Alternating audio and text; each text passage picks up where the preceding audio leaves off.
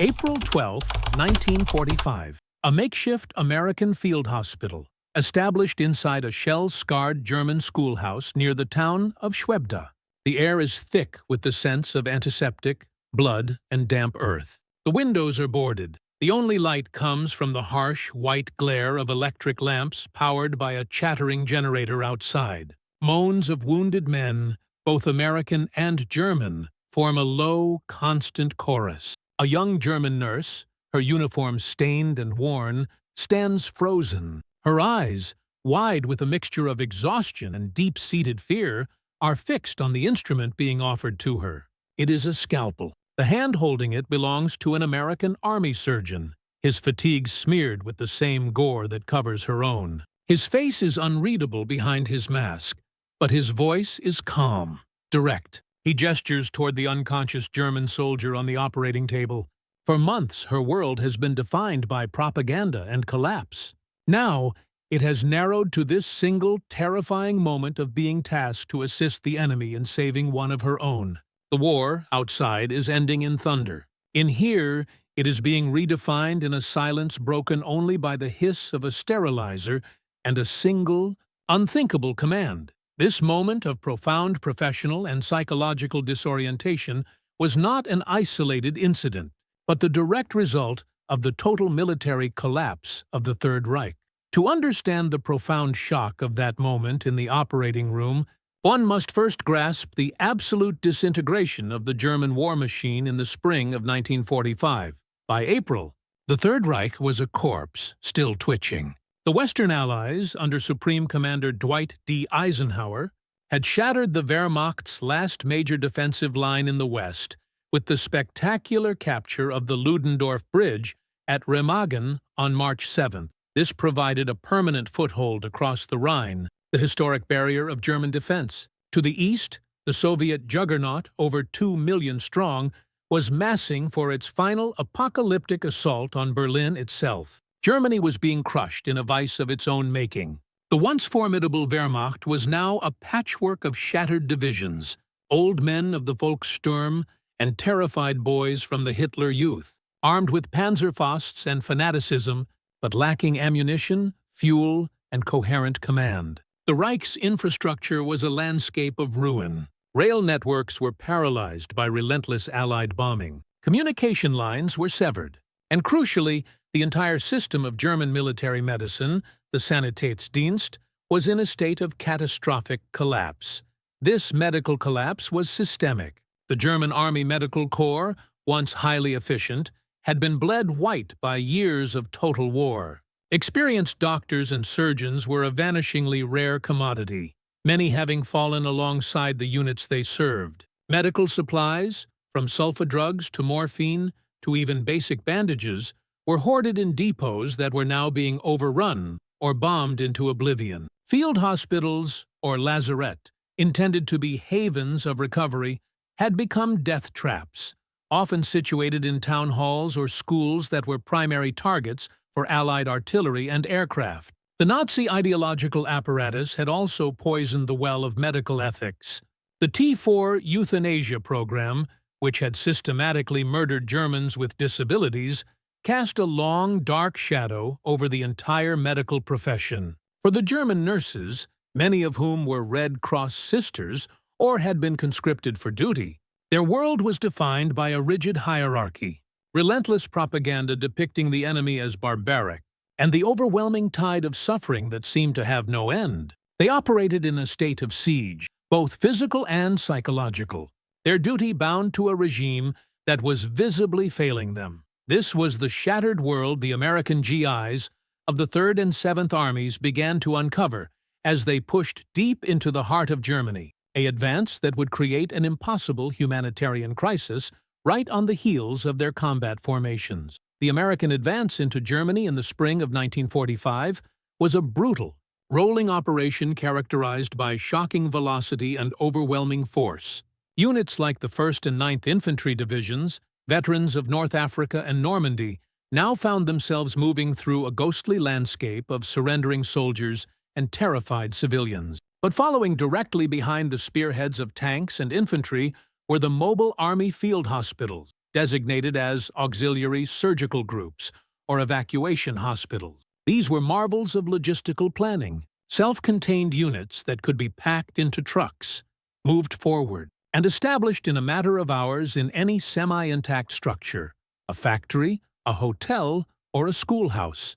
They brought with them their own power, water purification, surgical teams, and vast quantities of supplies. The contrast with the German system they were overrunning could not have been more stark. Where the German lazaret were static and depleted, the American MASH-style units were fluid and abundantly stocked with plasma, penicillin, and modern surgical equipment. This technological and logistical disparity, however, created an immediate and profound ethical dilemma for the American commanders and medical officers. As they captured towns and cities, they did not just capture enemy soldiers, they inherited their wounded. They would enter a German aid station to find hundreds of men, both military and civilian, lying in their own filth, often without any medical care whatsoever, their German doctors and nurses having fled or been killed. The sheer volume of human suffering was staggering. The U.S. Army was faced with a choice: leave these people to die, diverting valuable resources and potentially fueling an epidemic, or expend their own scarce medical supplies and overworked staff on the enemy. The answer was dictated by a combination of the Geneva Conventions, the U.S. Army's own medical doctrines, and simple pragmatic humanity. General Eisenhower's SHAEF, Supreme Headquarters Allied Expeditionary Force, issued directives that made the care of Allied wounded the first priority, but explicitly authorized the treatment of enemy wounded and civilians as resources allowed. It was this policy, filtered down to the level of a weary battalion surgeon in a captured town, that created the scenario of the German nurse and the American scalpel. The American medical staff was overwhelmed, facing a tidal wave of casualties from both sides. They had the supplies, but they lacked the hands. The German nurses, often found hiding in the cellars of their own defunct hospitals, had the skills, but no supplies, and were paralyzed by fear. The order to press them into service was not an act of pre-planned humanitarianism, but a battlefield imperative. It was a cold, logical solution to an impossible problem. Use the available human resources to prevent a total medical disaster.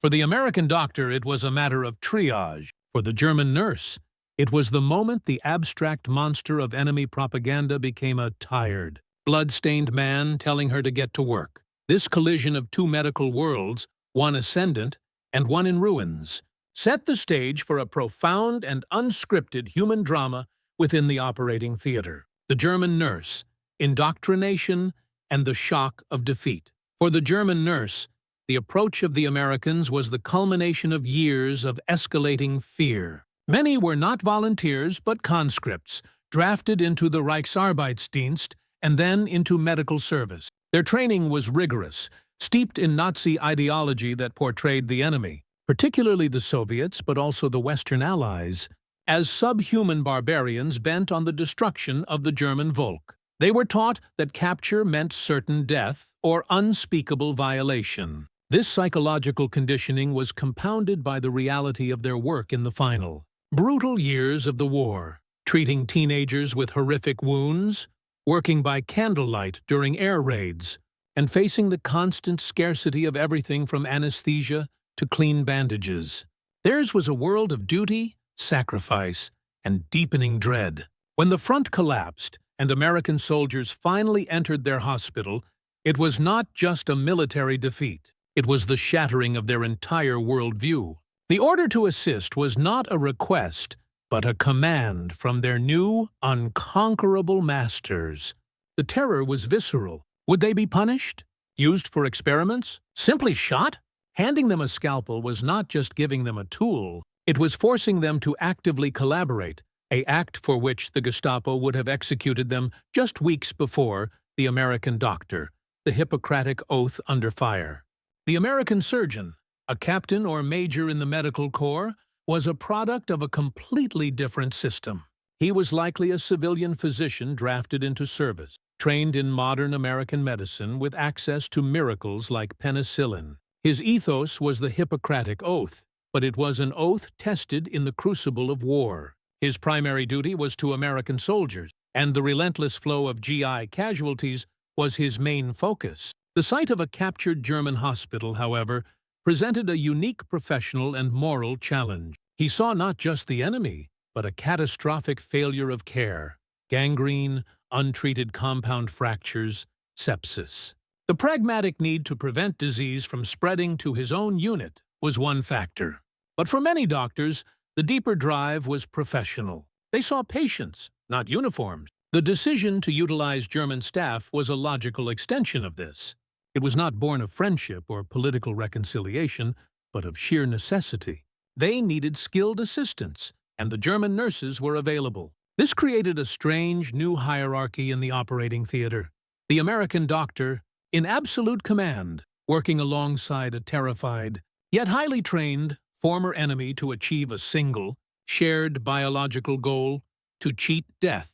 The operating room itself was a stark display of the war's industrial imbalance. The American field hospital was a hub of technological prowess. Its surgical sets were complete and standardized. It had reliable electric lighting, portable X-ray machines, and autoclaves for sterilizing instruments. Most importantly, it possessed a steady supply of blood plasma, sulfa drugs, and penicillin, which dramatically reduced mortality from infection. The German nurses, by contrast, had been operating in a medical dark age. Their supplies were ad hoc, often relying on ersatz medications. Anesthesia was scarce, forcing them to become adept at procedures performed with minimal sedation. They were experts in improvisation and amputation, the brutal, quick solutions of a retreating army. To step into the American OR was to step into a future they could not have imagined. The abundance of supplies, the routine use of antibiotics, the methodical and well-supported approach to surgery, it was both awe-inspiring and deeply humiliating. It silently communicated the totality of their nation's defeat more powerfully than any bomb or tank. This technological disparity was not just about hardware. It was about a fundamental difference in medical philosophy, a chasm that would have to be bridged in an instant under the glare of the surgical lamps. The enemy perspective: fear versus reality. From the cellar where she hid, the German nurse's perception of the American soldier was a phantom, constructed from years of Goebbels' propaganda. She expected brutish, gum-chewing degenerates capable of any atrocity. The reality that confronted her was profoundly disorienting. The Americans who secured the hospital were often businesslike, sometimes even showing a rough kindness. They did not summarily execute the wounded or assault the staff. Instead, they pointed to the operating room and demanded work. This cognitive dissonance was the first crack in the ideological wall. The American doctors, while authoritative and focused, were not monsters. They displayed a professional competence that commanded a certain respect, even from a place of fear. The enemy, in his actions, was not living up to the demonic image she had been taught. This created a silent internal conflict for the German staff. To acknowledge the humanity of the enemy was to betray the cause for which they and their nation had sacrificed so much. Yet, the evidence was before their eyes. These men were focused on saving lives, including German lives. The operating theater became a courtroom where propaganda was judged by the stark, unbiased metric of medical practice: the leadership and the order, from chef to the surgeon. The act of pressing German medical personnel into service was not a random act of mercy by individual units. It was underpinned by official policy.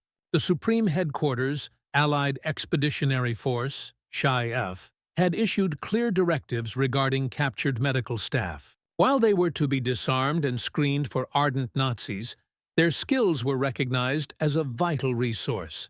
The G5, civil affairs, and medical branches of the advancing armies were tasked with stabilizing the public health situation in conquered territories to prevent epidemics that could cripple their own logistical lines.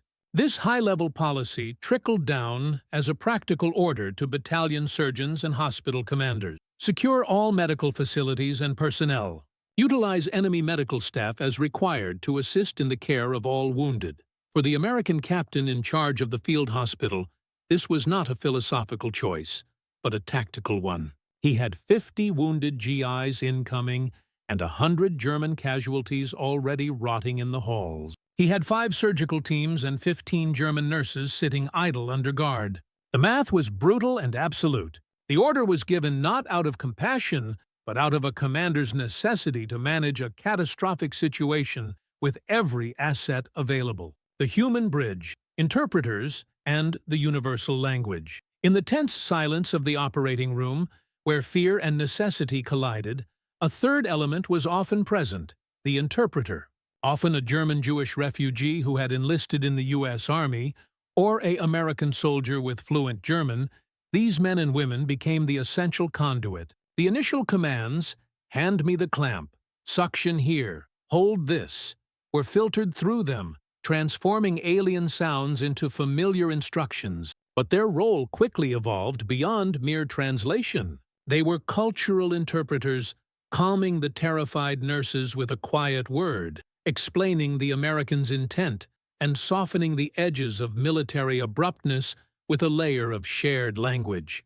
As the hours turned into days, a new nonverbal language began to form. A pointed finger, a nod, a shared glance of frustration when a patient crashed.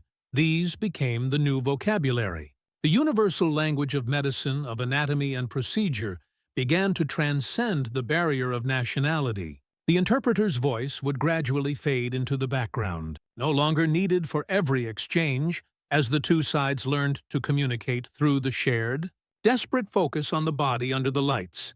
This fragile, emerging understanding on the micro scale of the surgical team was about to be tested in the relentless, high-stakes pressure of the operating theater itself, where the theoretical would become a matter of life and death. The turning point did not arrive with a single dramatic gesture, but with the methodical, terrifying commencement of the first shared surgery. The air in the operating tent was cold, thick with the smell of ether and iodine. The German nurse, her hands trembling slightly, was positioned across the table from the American surgeon. An abdominal case, a young German soldier with a shrapnel wound, his intestines exposed. The nurse's training was automatic, her movements precise from years of repetition, but her mind was a storm of fear. She anticipated brutality, a careless indifference to the enemy on the table. Instead, she witnessed a ritual of focused intensity. The American surgeon, his eyes visible above his mask, were fixed on the field of operation. His commands, translated by the interpreter standing nearby, were short, professional. Clamp, sponge, retractor. Each instrument she handed him was met not with a snarl, but with a grunt of acknowledgement. The initial terror began to be slowly supplanted by a dawning professional curiosity. She watched his technique, the swift, clean incisions, the meticulous clamping of bleeders, the efficient resection of necrotic tissue. It was different from what she knew. It was faster, more assured, backed by the confidence of ample supplies and blood plasma dripping into the soldier's arm. The true breach in the psychological wall occurred during a moment of crisis. A hidden vessel, nicked by a bone fragment, began to pump blood into the peritoneal cavity. The field flooded in seconds. The American surgeon's voice remained calm, but it sharpened. Suction. Now. I need visibility. The nurse, reacting on pure instinct, managed the suction tube with one hand, while using her other to pack gauze, following his rapid-fire German command. For a full minute, they worked in perfect, wordless synchronization, a duet against death. There was no time for fear, for politics, for hatred. There was only the shared, urgent goal of stopping the flow of blood. When he finally secured the vessel with a ligature, the tension in the room snapped. He looked up from the table, his eyes meeting hers over the patient's still form, and gave a short, sharp nod. It was not a smile. It was not friendship. It was the universal recognition of one professional to another. Well done. In that silent exchange, the abstract concept of the enemy began to dissolve, replaced by the tangible reality of a colleague. This first successful collaboration under pressure established a fragile new precedent. The American medics, seeing the German nurses' competence, began to trust them with more complex tasks. The distribution of labor became more fluid. A German nurse might be tasked with managing the anesthesia, a profound responsibility, while an American orderly assisted with retraction. The initial rigid command structure began to soften into a functional, if still uneasy, teamwork. They were no longer just captors and prisoners in a medical setting. They were becoming a staff. The shared exhaustion became a common bond. They worked 18-hour shifts together, fueled by American coffee and shared desperation. They saw the same horrors, smelled the same gangrene, and felt the same profound weariness in their bones. The ideological war, for a few hours each day, was suspended, replaced by the more immediate and universal war against suffering and death. This nascent professional respect, forged in the crucible of a bleeding abdomen, would soon be tested and solidified by the relentless, grinding nature of the work itself, pushing the collaboration beyond mere necessity into something far more profound. The shift was not marked by a declaration or a change in policy, but by a subtle, almost imperceptible evolution in daily routine. It began with small, human gestures that bypassed the chain of command. An American medic, seeing a German nurse shivering with exhaustion during a lull, wordlessly offered her his cup of coffee. A U.S. Army cook, under no orders to do so, began to include the German staff in the distribution of hot rations. These were not acts of fraternization, but a basic, frontline acknowledgement of shared hardship. The operating room itself became the primary engine of this transformation. The work was relentless, a conveyor belt of trauma, chest wounds requiring thoracotomies, mangled limbs demanding amputation, complex head injuries. In the face of this endless tide, titles and nationalities began to blur. The American surgeons learned to recognize the particular skills of their German assistant. One nurse had an uncanny ability to manage a difficult airway. Another possessed a surgeon's dexterity with sutures. They started requesting them by name, or simply by a pointed glance. The defining moment of this new partnership often came during the most desperate of surgeries. In one documented instance, a U.S. evacuation hospital near Aachen was inundated with casualties after a fierce battle for a bridgehead. The chief surgeon, Major Thomas, was operating on a GI with a severe chest wound when a second table lit up with a critical case. A German officer with a traumatic amputation at the femur. The only available person with the skill to lead the resuscitation was senior nurse Clara Hoffmann, who had been the head surgical nurse at a Cologne hospital before its collapse. Major Thomas, his hands deep in his own patient's chest cavity, barked across the tent. "Nurse Hoffmann!" Pressure on the femoral artery. "Get a plasma line going. You know the drill. Do it." It was not a request. It was an assignment of total responsibility. For a moment, the entire bustling theater seemed to pause. Then, Nurse Hoffmann moved. She did not wait for translation. She applied direct pressure to the spurting vessel. Her commands to the American orderlies around her sharp and clear, a mixture of broken English and forceful German. She was no longer an assistant. She was an acting surgeon, leading a team to stabilize a patient until a doctor could be freed. In that moment, the hierarchy dissolved completely. They were not American and German. They were a medical unit. The shared victories, a stabilized blood pressure, a successful closure, a patient who woke up from anesthesia, became collective triumphs. The shared losses, a young man who slipped away despite their best efforts, were collective sorrows, marked by a moment of shared, weary silence before moving to the next table. The language of medicine had become their common tongue, and the patient's survival their only objective. The fear in the German nurse's eyes was replaced by a determined exhaustion. The initial, pragmatic tolerance of the American doctors was replaced by a genuine professional respect. The operating theater, a place of such terrifying beginnings, had become a neutral zone, an island where the war outside was held at bay by the more immediate demands of life and death. This hard-won partnership, forged in blood and exhaustion, would soon face its ultimate test, the end of the fighting and the dawning of an uncertain peace, where the rules would change once again. The German surrender on May 8, 1945, VE Day, did not end the work in the field hospitals. If anything, the flow of casualties was replaced by a new, grim responsibility: the care, of a shattered nation. The immediate aftermath for these integrated medical teams was a period of strange limbo.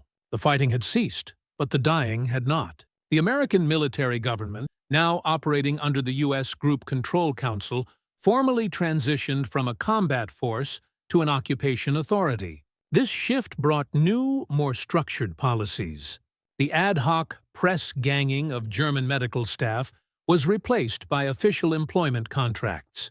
German nurses and doctors were now paid in Reichsmarks, a currency of dubious value, and were formally integrated into the public health infrastructure being rebuilt by the Allies. They were screened more thoroughly by military intelligence for Nazi Party affiliations, but the overwhelming need for their skills meant that only the most ardent ideologues were removed from their posts. The field hospitals gradually evolved into more permanent civilian care facilities, often treating the victims of malnutrition, typhus, and the countless injuries inflicted upon the civilian population during the war's final, chaotic days. For the German nurses, this new status was a profound psychological adjustment. They were no longer prisoners forced to collaborate, but paid employees of the victors. The constant, gut-wrenching fear of execution or abuse had faded, replaced by the grim reality of navigating a destroyed homeland. They worked alongside the Americans not as terrified captives, but as essential colleagues in a monumental task of recovery. The initial terrifying image of the American as a barbarian had been completely inverted.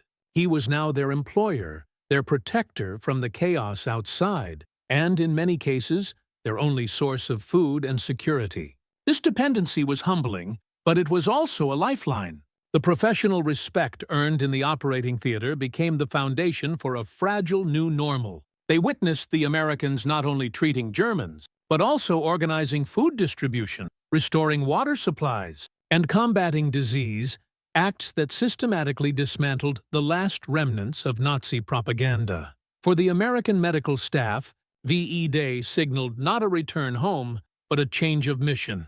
Their units were often redesignated for occupation duty. The frantic pace of combat surgery slowed, replaced by the protracted grind of managing a public health crisis. The relationships with their German colleagues deepened out of sheer proximity and shared purpose. They began to learn more about each other as people. The German nurses speaking of lost brothers and husbands on the Eastern Front, the American doctors showing photographs of families in Chicago or Boston. The stark us and them dichotomy continued to erode, replaced by the more nuanced relationships of people bound together by an extraordinary shared experience. They had faced the abyss together, and that created a bond that transcended the simplistic labels of victor and vanquished. The scalpel had proven to be a more powerful tool of reconciliation than any treaty could yet articulate. This period of stabilization and uneasy coexistence would soon give way to the long-term consequences of their collaboration, setting in motion personal and professional trajectories that would stretch far into the post-war world. The long-term legacy of this forced medical collaboration was written not in official histories, but in the lives of the individuals who lived it. For the American doctors and nurses, their rotation home brought a complex mix of pride and somber reflection. They returned as veterans who had not only fought a war, but had also engaged in an unprecedented act of humanitarian pragmatism. Their experiences in those German operating theaters influenced a generation of American military medical doctrine, cementing the principle of utilizing all available medical assets, including captured personnel, in a crisis. It was a hard-won lesson in the supremacy of the Hippocratic Oath over combatant status. Many carried with them a profound respect for the skill and resilience of their German counterparts, a sentiment that ran counter to the simplistic narratives of the war back home. Some maintained correspondence for years, a quiet testament to the bonds forged under the surgical lamps. For the German nurses, the aftermath was a journey through the ruins of their nation and their own belief systems. They were now part of the Trümmerfrauen, the rubble women, tasked with rebuilding from nothing. Their work with the Americans provided them with a crucial shield in the post-war chaos. Their employment history with the occupation authorities was a badge of non-hostility, often protecting them from the harsher aspects of denazification. The skills they had honed and the new techniques they had learned from the Americans made them invaluable in the fledgling medical services of what would become West Germany. They carried a dual memory: the horror of the Nazi collapse and the shocking, life-saving intervention of their former enemies. This first-hand experience became a cornerstone of the new, democratic Germany's identity, a living repudiation of the ideology that had led them to ruin. They had witnessed the very enemy they were taught to fear-act with a humanity that their own regime had abandoned. The ultimate legacy of this chapter is found in the quiet revolution it represented. In the midst of history's most destructive conflict, within the most rigid of military hierarchies, a space was carved out where a different set of rules applied. The collaboration between American doctors and German nurses demonstrated that even between mortal enemies, a fundamental professional common ground could exist. It proved that the imperative to preserve life could, under the direst of circumstances, temporarily override the imperative to destroy it. This was not a story of grand political reconciliation, but of 1,000 small, pragmatic acts of decency that, collectively, formed a powerful antidote to the poison of total war. It laid an unspoken foundation for the post-war transatlantic partnership in medicine and science, a field where former adversaries would soon stand as colleagues, their past animosities buried under the shared weight of what they had endured and accomplished together in those makeshift hospitals. This profound, human-level reconciliation, born from the absolute necessity of the operating table, leads us to a final, philosophical consideration of what the entire experience meant. The schoolhouse operating theater, with its stark lights and scent of blood, became an unlikely crucible for a new understanding. In that space, the grand, destructive narratives of nations and ideologies were reduced to their most elemental human components: a body, a wound, and the shared will to mend it. The terror felt by the German nurse and the pragmatic duty of the American doctor were not opposing forces, but two sides of the same coin, a collision between a world built on fear and one built on a different kind of power, the power to save. This was not a sanitized story of forgiveness, but a grittier, more profound lesson in professional integrity. It revealed that beneath the uniforms and the propaganda, there exists a foundational layer of human commonality, the value of skill, the respect for competence, and the universal battle against suffering.